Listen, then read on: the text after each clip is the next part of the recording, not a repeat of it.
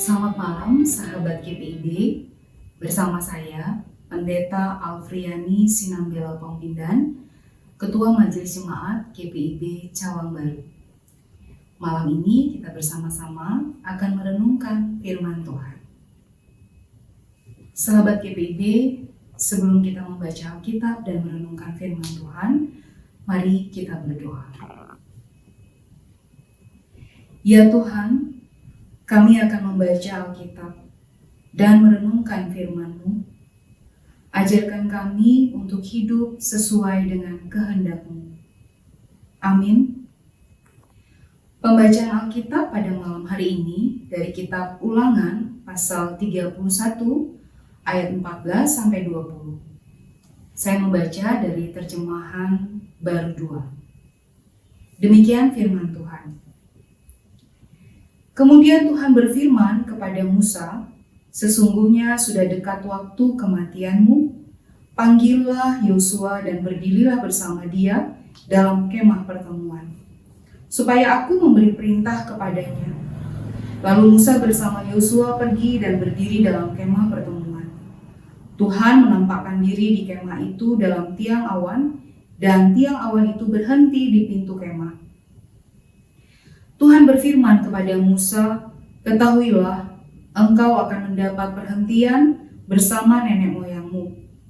Lalu bangsa ini akan bangkit dan berzina dengan mengikuti ilah-ilah asing di negeri kemana mereka akan masuk. Mereka akan meninggalkan aku dan mengingkari perjanjianku yang kuikat dengan mereka. Pada waktu itu murkaku akan menyala-nyala terhadap mereka. Aku akan meninggalkan mereka dan menyembunyikan wajahku dari mereka, sehingga mereka termakan habis dan ditimpa banyak malapetaka serta kesusahan. Pada waktu itu mereka akan berkata, 'Bukankah malapetaka itu menimpa kita, sebab Allah kita tidak ada di tengah-tengah kita?'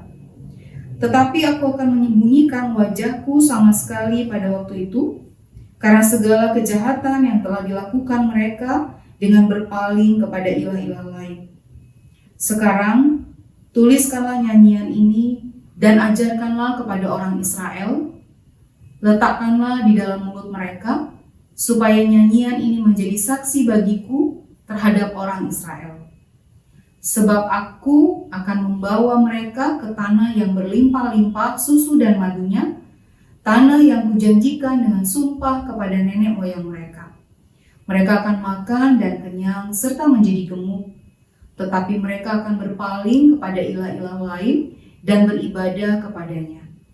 Mereka akan menista aku dan mengingkari perjanjianku." Sahabat GPIB yang dikasihi Tuhan, ada seorang biarawan yang punya kemampuan melihat iblis.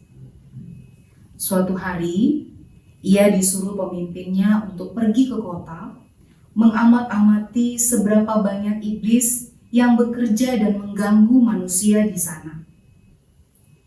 Kota yang ia kunjungi sangat besar, manusia sibuk dengan berbagai pekerjaan dan kesibukan mereka masing-masing. Tetapi di sana, ia tidak melihat satupun iblis yang menyerang manusia. Lalu dia melihat ada satu iblis hanya duduk-duduk santai di bawah pohon. Sang biarawan ini kemudian mengajak iblis itu untuk ngobrol.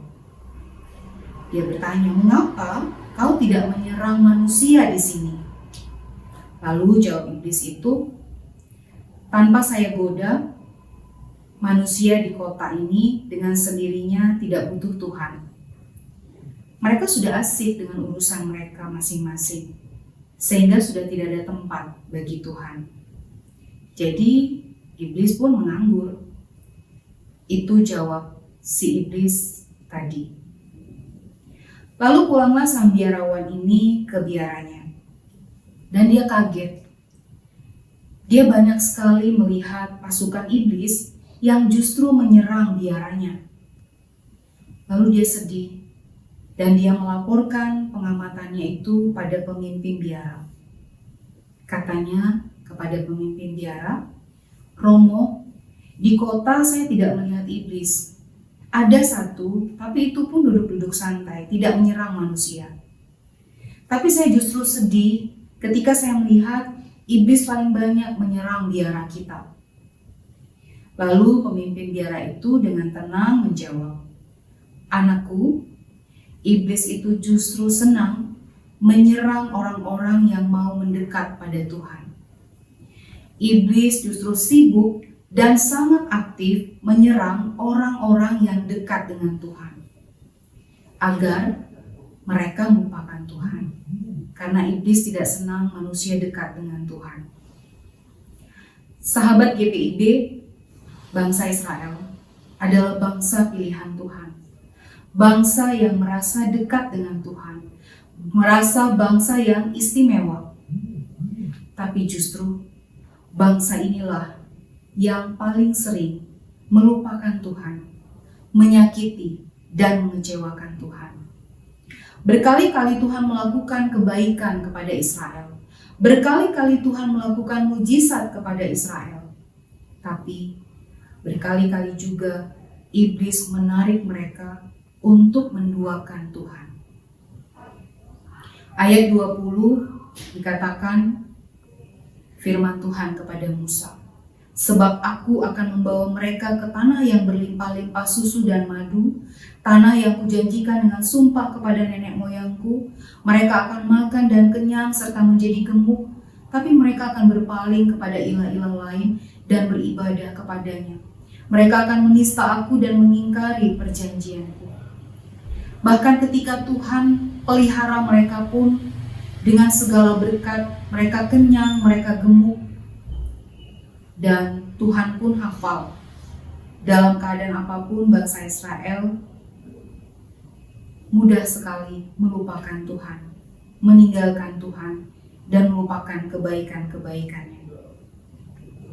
Sahabat GPIB yang dikasihi Tuhan, padahal mereka adalah bangsa yang istimewa, bangsa pilihan bagi Tuhan. Karena itu dalam bacaan kita malam ini, supaya menjadi pengingat agar mereka tidak mudah berpaling, Musa diminta Tuhan untuk membuat nyanyian, agar nyanyian inilah yang selalu menjadi pengingat supaya bangsa Israel tidak mudah melupakan Tuhan. Ayat 19, "Sekarang tuliskanlah nyanyian ini dan ajarkanlah kepada orang Israel, letakkanlah di dalam mulut mereka, supaya nyanyian ini menjadi saksi bagiku terhadap orang Israel." Sahabat GPIB, ini menjadi pesan moral bagi kita. Bukan berarti kita dekat dengan Tuhan, iblis tidak ada di sekitar kita. Bukan berarti kita merasa istimewa bagi Tuhan, kemudian kita tidak melakukan dosa. Orang Kristen walaupun percaya kepada Kristus, bukan berarti tidak ada godaan untuk menyimpang dari Tuhan. Semakin kita dekat dengan Tuhan, semakin kita melayani Tuhan, maka kuasa iblis juga akan semakin dekat dengan kehidupan kita untuk menjatuhkan iman kita. Karena iblis tidak senang kita dekat-dekat dengan Tuhan. Karena itu waspadalah, tetaplah ingat Tuhan, karena Tuhan pun selalu mengingat kita. Dan kita dimampukan untuk selalu mengingat-ingat kebaikan Tuhan dalam hidup kita. Tuhan memberkati. Amin. Mari kita berdoa. Tuhan, terima kasih untuk firman-Mu. Ajarkan kami untuk selalu mengingat kebaikan-Mu. Ajarkan kami untuk tetap waspada. Semakin kami mendekat kepadamu, maka kuasa iblis juga semakin aktif untuk berusaha menjauhkan kami dari kehendak Tuhan. Mampukan kami Tuhan untuk hidup sesuai dengan kehendak-Mu. Malam ini kami akan beristirahat. Tuhan berkati agar besok kami bangun dengan tubuh yang segar dan penuh sukacita. Dalam nama Tuhan Yesus kami berdoa. Amin. Sahabat GPIB, demikianlah Night Call GPIB pada malam hari ini. Selamat malam dan selamat beristirahat. GPIB Jemaat Air Hidup Kamal merupakan salah satu dari 3 jemaat mandiri yang berada di Pulau Madura, Jawa Timur. Sebagai minoritas, tantangan dan hambatan berupa teror dan ancaman turut mewarnai perjalanan iman Jemaat Air Hidup Kamal. Tetapi semangat persekutuan tidak pernah kendor. Jemaat ini dilembagakan pada tanggal 31 Oktober 1993 sebagai Jemaat Mandiri GPIB ke-215. GPIB Jemaat Air Hidup Kamal bukanlah jemaat yang besar. Saat ini terdiri dari 29 kakak, di mana 80% kakak adalah lansia. Pekerjaan anggota jemaatnya terdiri dari karyawan, ibu rumah tangga, pekerja serabutan, buruh harian, pensiunan, pelajar dan guru dengan upah kerja masih di bawah UMR, sehingga secara ekonomi GPIB Jemaat Air Hidup Kamal juga bukanlah jemaat yang kuat dan mandiri. Pada tahun 1986, GPIB diberikan tanah di wilayah Kelang ini oleh Bupati untuk membangun gedung gereja. Lahan ini jaraknya sekitar 3,9 km dari lokasi gereja saat ini. Namun pada tahun 1988, ketika panitia pembangunan mulai bekerja menguruk tanah, rencana pembangunan ditolak oleh Bupati yang baru dengan alasan gereja terlalu mendominasi sebab sudah ada GKJW dan gereja Katolik di wilayah ini pada saat itu. Sejak saat itu, tanah tersebut atau tanah ini menjadi lahan nganggur. Tanah uruk yang telah ditimbun diambil oleh oknum-oknum setempat. Tidak hanya itu, bahkan ada beberapa pihak tidak dikenal yang menggunakan tanah ini sebagai sawah dan menanami pohon pisang tanpa izin dari gereja. Sejak September 2023, kami melakukan pembersihan pada lahan dan melakukan pengawasan secara berkala.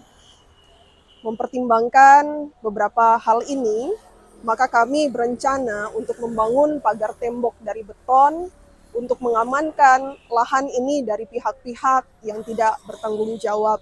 Harapan kami di kemudian hari, jika Tuhan berkenan, maka di lahan ini dapat dibangun kos-kosan sebagai usaha PEG. Mengingat lokasinya yang sangat strategis dekat dengan Universitas Trunojoyo Madura. Tetapi kami pun menyadari bahwa kemampuan kami sangat terbatas. Oleh sebab itu, melalui kesempatan ini, kami memohon bantuan Bapak, Ibu, Saudara-saudari untuk menopang kami di dalam daya, dana, dan doa. Kiranya Tuhan Yesus Kristus, Sang Kepala Gereja, memberkati Bapak, Ibu, Saudara-saudari sekalian.